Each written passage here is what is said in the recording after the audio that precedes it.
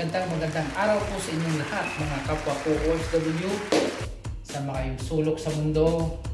Magandang buhay. So hindi pa pala nakapag-subscribe sa YouTube channel ko, please subscribe, hit the bell notification, like and share para lagi kayong updated sa mga video gagawin natin sa araw-araw mga kalakotsero. So for today's vlog, nyo ang paggawa ng ready-made hang bouquet or slate bouquet na sa taas ay meron siyang foam o flower sponge, no? Na in case na bibili ng customer ay hindi niya siya maghihintay ng matagal kasi naka-ready na, papipiliin mo na lang siya kung anong gusto niya. So nandyan na lahat, no, ang cover. So ipapakita ko po sa inyo guys ang sample na ginawa ko. Let's go! So ito po guys, no, yung mga ginawa ko na mga cover. So kung makikita nyo, meron na po siyang iba-ibang design, no? Mga abubot. So meron siyang green. So pang online, meron ding green, meron white, combination black. So maganda po yan, no? Hindi po ito pang patay. Ganito lang po talaga yung dito yung pinakamahilig ng ibang lahi ng ganyang mga kulay, no? Ito maganda rin po ito. So pang graduation niya, no? So ito green. So ito pwede rin po itong white ang roses. Combination with green yung paper. So ito po ay peach. So, at saka meron tayong heart, no? So ayan po, no? At meron din tayong kulay pink, no? Na parang paper siya, no? At meron din tayong pang malakihan, no? Na standing bouquet. So sa baba meron din po tayong mga box dyan. Ayan, may mga foam na po, makikita nyo. Ayan, may mga foam na yan. So ready to na yan, no? Kung anong mapili ng customer dyan, no? So yan lang po. At dumako po tayo dito, no, sa cover. Meron po tayong mga cover dito. Ayan. So kung makikita nyo mga kalakotsero, yan, mga kompleto yan, no? Merong black, merong brown, merong red, merong pink, meron na off-white, merong black. Kompleto po yan. So mamili lang po dyan ng customer kung anong gusto niya na kulay na pangbukay din po, no? So option lang yan kung ayaw na doon sa unang pinakita ko sa inyo sa ready-made. So kung gusto niyang mas may iba pang gusto niya dito, so dyan pwede rin po siya pumili. At saka dito po na side, no, meron po tayo ditong mga cover, no, pang filling din yan, pang bouquet, mga ganyan. At saka ito, ano na yan. So nilagay ko lang dyan para i-arrange ulit yan. So sinampol ko yan, no, sa customer. So medyo complicated, ayaw niya ng ganyang kulay, so tinanggal natin. So ang kombinasyon ng kulay na ang gusto ng customer ay purple. So nilagyan ko ng purple na ganito. Ayaw din niyang may heart. Parang ayaw niya sa may mga heart. Naiinis sa may mga heart.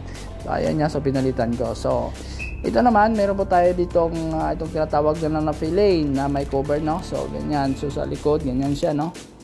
So ang paggawa po nito ay napakasimple lang. Sa loob nito ay may styrofoam. So iba-ibang sukat. So depende po sa customer kasi depende po dyan sa budget. So dito na po tayo sa taas. Meron din po yung mga dyan, mga ribbon yan. Iba-ibang klaseng ribbon dyan. So andyan taas, ready na po yung kung makikita nyo. Yan po.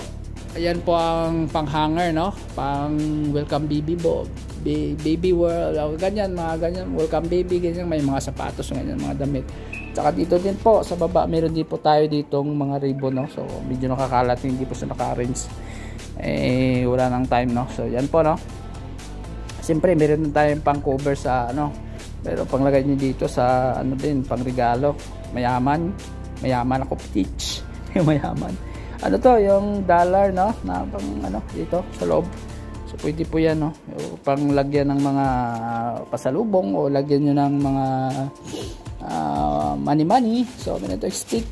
Ayan, yung mga gamit na pang, alam niyo naman, flower shop tayo mga paint yan, yan ganyan. At saka dito yung mga gamit natin.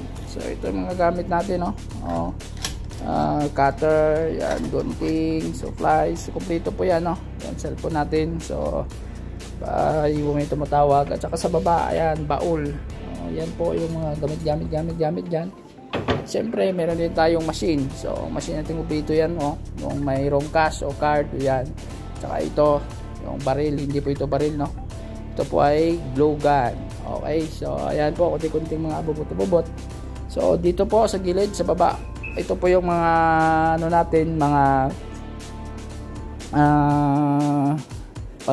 pang-display din po sa bahay. Ito yung mga bag-bag din dito, ayan.